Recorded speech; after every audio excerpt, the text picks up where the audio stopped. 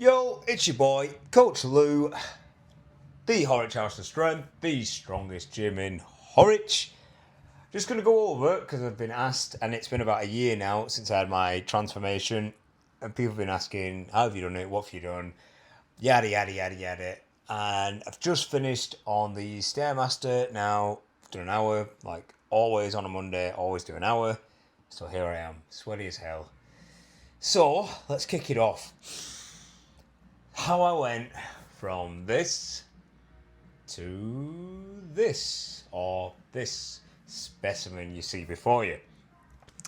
Now, let's start with how I got there in the first place, because like a lot of people out there, I didn't really realise till it was too late, or till I was way in the trenches of it. I was well in the midst of it. It was only when I took a few photos and I was like, God damn. Now, during this time, I was very ill. I had, or still have, I think it could flare back up one day, who knows. I have something called Guillain-Barré syndrome, GBS, which in this case basically meant that all the myelin sheath over my nerves basically it corroded, it was gone. So any kind of movement, or any time I got a little bit warm or a bit excited, or basically a lot of anything I did was just so painful. I felt like I was being set on fire. I felt like there was acid in my veins. It was a very, very depressing time. And I physically couldn't do anything without being in immense pain.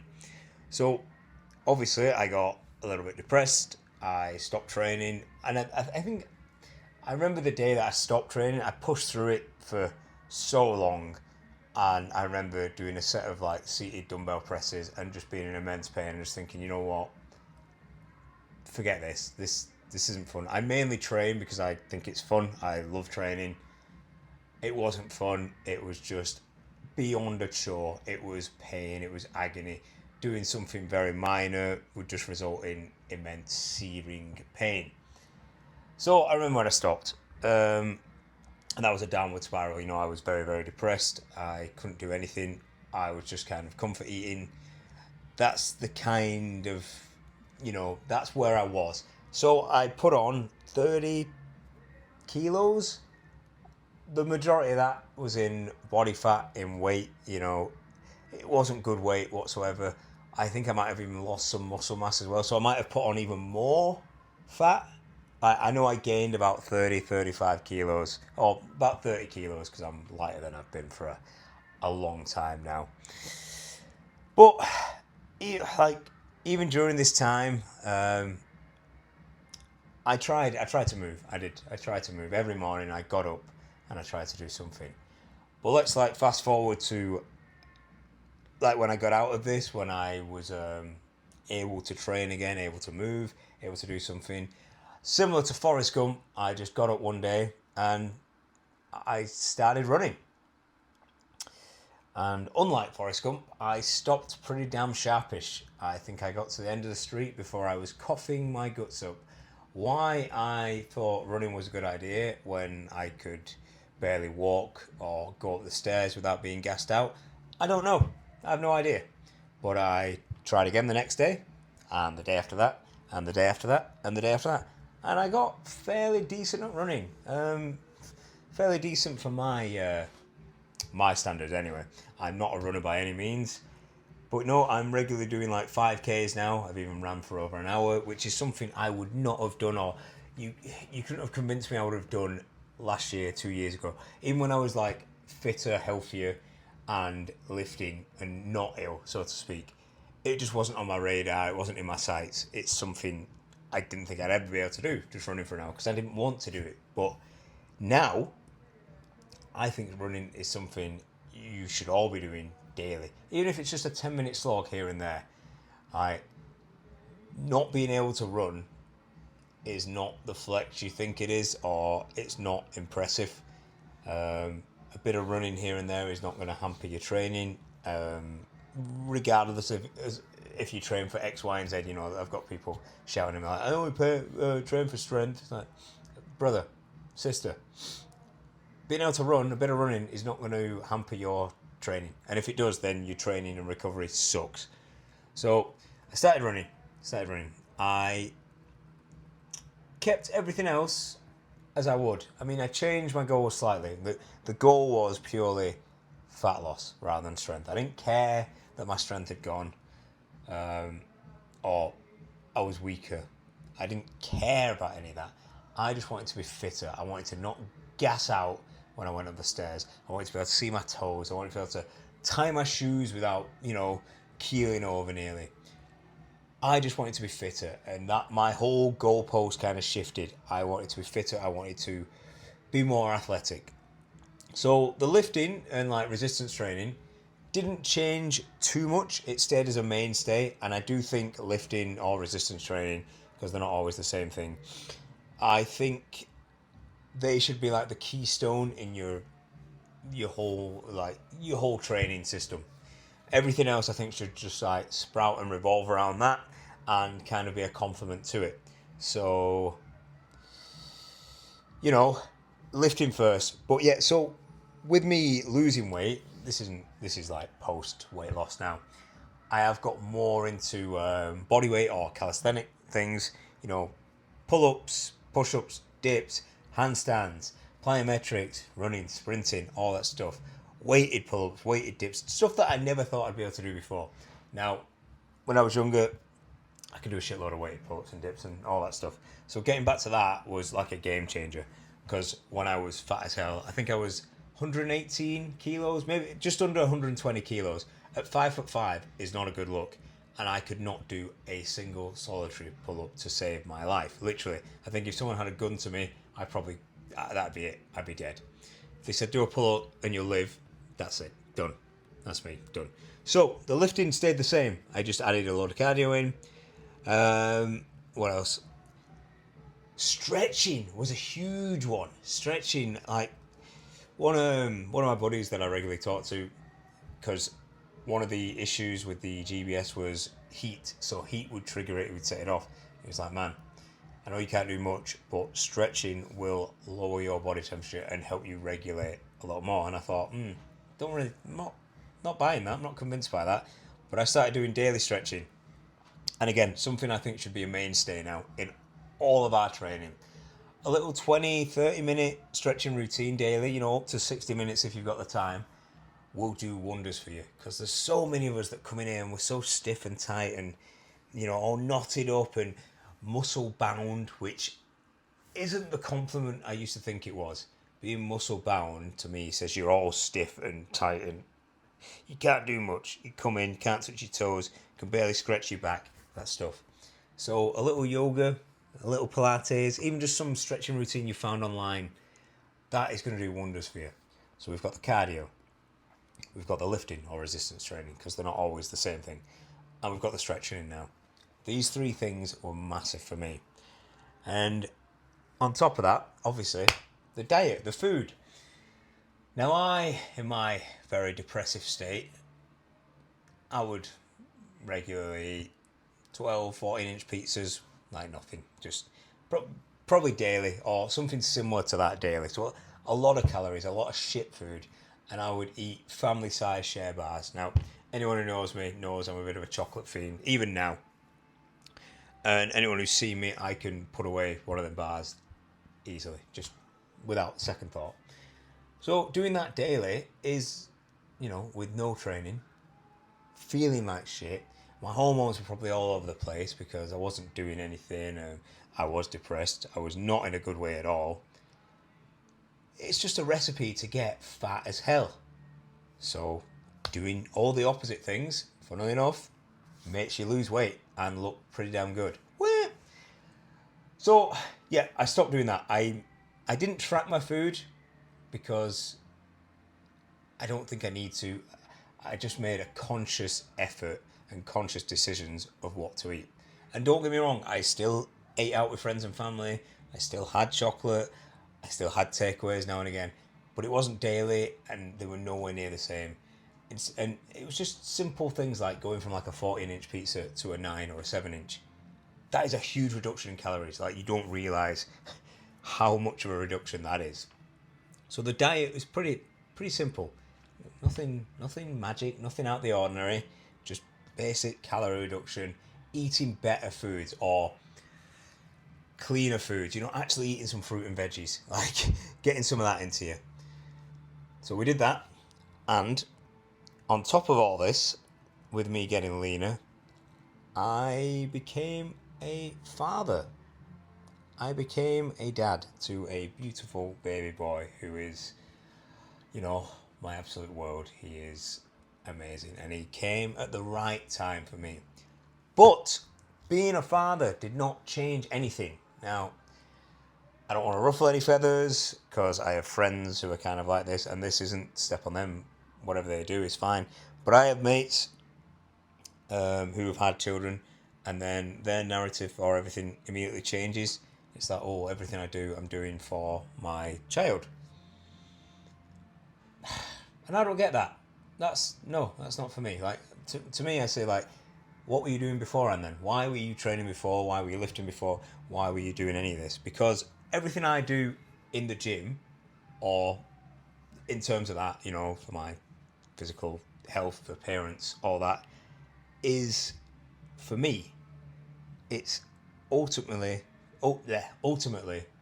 for me and my self-betterment. However, in doing so, I know that makes me a better partner, a better father, for sure, a better stepfather, a better provider, a better person. So that makes me be a better person. I believe, I know, I think, so I guess it is similar, I guess. They're saying, I do everything for my boy or my child, and I'm saying I do it for me, but by some way it makes me a better father. So I suppose it is that. I think any kind of self-betterment is just going to make you better, as stupid as that sounds. But yeah, so during this time, I had like a few epiphanies and revelations and stuff, and particularly when I think I went abroad. No, I did go abroad. I took my daughter abroad. I remember sitting on the beach. It was hot as hell. Oh no, it was the evening, but it was still warm. And when I was ill, this I wouldn't have even gone abroad because it would have been agonising. I wouldn't have been able to go out the hotel room. I would have been sat in with the aircon on, having the most miserable time. But I'm sat on the beach, thought I was in bed or doing whatever at the hotel room, and I just had this, I don't know, something wash over me, and I started writing what I've now called the Reset Program. So I created the Reset Program, and it's something I run a lot with a lot of my clients now in various different forms. It's the perfect blend, I believe, of strength, hypertrophy, mobility, and fitness. It's something I'm super, super proud of, and something I've tried and tested, and something I'm constantly evolving as I think of new ideas or find things that work, things that don't work. So it's ever changing. The foundation's there, and that'll stay the same, but certain aspects and parts of it will be ever changing based on my experiences with it and clients and members' experiences with it. So that's something good that's come out of this. Now, transformation wise, I know a few people, they might be sat there going, oh, it's genetics or it's drugs and blah blah blah blah blah. I'm not genetically gifted, at all. I have got very average genetics. No better than anyone else out there. There's nothing I'm more gifted in than anyone else out there. Yeah, and the other stuff, that's on you. Like, if you don't want to do it, don't do it. But genetics don't get you up at 4, 5, 6 a.m. to go for runs or to get you to the gym, or drugs don't make you grind out an extra rep or keep you from pressing stop on the Stairmaster when you really, really, really, really want to 2 seconds in. No, or 50 minutes in, and you're like, right, I've got 10 minutes to go. And you're like, oh, well, you're toying with yourself. You're like, you've done 50 minutes, that's surely enough. It's like, no, the plan was an hour, so we're going to do an hour. You, it's your mindset, really, more than anything. No amount of genetics or drugs can change that. It's that's all on you. That's you as a person and who you are. Now, even when I was ill, like I said at the start, I would get up most days and I would attempt to go for a walk, even though I knew I was literally walking into like a world of pain. Like I knew at some stage I would be in a lot of pain. It could have been 2 minutes in, could have been 5 minutes in, could have been 10 minutes in. I could have got 20 minutes, but it was inevitable. Like it was coming. Like the pain was coming. It was gonna happen. But towards, when I felt like I was getting slightly better, but the pain was still there, I was getting up every single morning and attempting a walk. I remember, because we were in the old gym at the time, I could pinpoint when the gym would be empty, like in a morning, like a Tuesday or a Monday morning. I knew I'd have like a free hour where no one would be in because just either no one was booked in and it was just that weird time. Or like between 9 and 10, people had just done the school run. So I'd close the shutters of the gym and I'd walk up and down the turf for 30, 40, 50, 60 minutes. I'd stop whenever I needed to. And this was walking, walking that should be so basic and easy for every one of us, unless we have like a debilitating issue, which I did. But, this is something that should be so easy, and it must be so, we must take it for granted. It must just come so easy to everyone. I'd just be walking up and down, and even that was a chore and a challenge. Not so much, like, I wasn't gassing out in the walk, but I knew I was going to be in pain. So I'd have to stop, let the pain subside, let my nerves kind of sort themselves out, and then go again. And this was just walking, basic walking, nothing. I wasn't speed walking, just walking up and down the turf for up to 60 minutes. And I'd do that every possible moment that I could. And that was just me. So when I could essentially lock in, which, all the kids are saying now, I was already on my way because my mindset was already in that zone. And I knew, right, I'm ready now. You've basically prayed for this day for you to not be ill, for your nerves not to be inflamed or whatever the hell was going on. You've prayed for the day where you're not in pain. Don't be a hypocrite now. Don't waste this. God damn you if you do. Because every day I would be not praying, but I would be wishing that I wasn't in pain, that the agony would go, that I could do something. I would be getting jealous. I would be envious of people in the gym doing things. Because, like I said, I love training. It's fun for me. But just feeling myself kind of wither and just turn into this kind of bloated mess. And again, I didn't really notice it till photos. And everyone around me says the same thing. I don't really notice it until you look back. And now you see you now. And the difference is insane. But I'd get jealous, envious, people say they don't, but I definitely did. It wasn't to take away from anyone else, but yeah, I couldn't do this stuff. And I used to be able to do this stuff. And I couldn't. And there was no reason why I couldn't. And it wasn't something I'd done. So yeah, I was mad. I was pissed off. And yeah, every day I kind of wished, right, I want to get better, want to get better, want to get better. And then when I did, it was like, right, you've wished for this. It's essentially come true. How long it'll last for, who knows? There's a time limit on it. So let's get to work. So yeah, so I was already kind of locked in that mindset of doing it. So the take-home point, I know I'm just rambling now, but people have asked me about my fat loss and stuff, so I thought I'd just give them a little backstory on everything and just how it's come to be. And this is why I can kind of relate and empathise with people who have autoimmune issues, neurological issues, this, that and the other. And it's why I really can't relate to people who give me BS excuses. So the take-home point is this. Fat loss or body composition changes, it's simple. It is super simple. It's not necessarily easy, but you literally just need like a modicum of discipline. Like no amount of excuses will save you. You can, my excuse was that I was extremely ill. I couldn't do anything. I really really couldn't. I I'm my biggest critic, so I'd like to sit here and say no, you were just lazy, Lewis, and you could have done something. No, I know for a fact I couldn't have.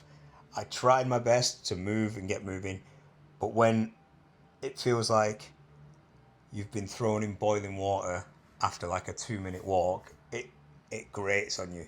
Not even on like your mind, it grates on your soul eventually. You're waking up every day thinking, right, it's going to happen again. It's going to happen again. You kind of live in like this constant state of fear. Whoops. And the thing is, it could come back. So I'm always, in the back of my mind, I've always got this little niggle going on. So I've got to make the absolute most of the time I've potentially got. It could have totally gone now. I'm not saying it will come back, but it could. There's always the possibility. So I've got to do my absolute best to be in the best shape that I can be in, just in case it does, so I can kind of mitigate that slightly. But yeah, I'm going off on a tangent now. Like I say, the excuse was I was too ill to do something, but my body didn't give a shit about that. I still got fat. It didn't let me off because I had excuses like, right, well, we're not going to get fat and out of shape because you've no choice. It's just nope. This happened, so you can ramble with excuses till you're blue in the face, and it's not going to get you anywhere.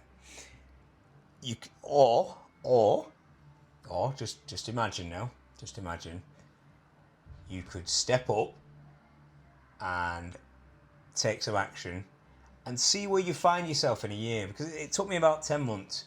10 months, it's coming up to about a year now. But about 10 months to look the part. And bear in mind, I already had some I had like muscle memory. I'd already trained prior. So if you were starting out from doing absolutely nothing, it might take a bit longer than 10 months. But you can do a lot, let's say, in a year. You can totally transform and change your physique in a year. You can be in the best shape of your life in a year if you take action and commit. Like, there's nothing stopping you except your own excuses, really. So yeah, that's it. That's just how the basics of how I went from this to this. Right? See ya.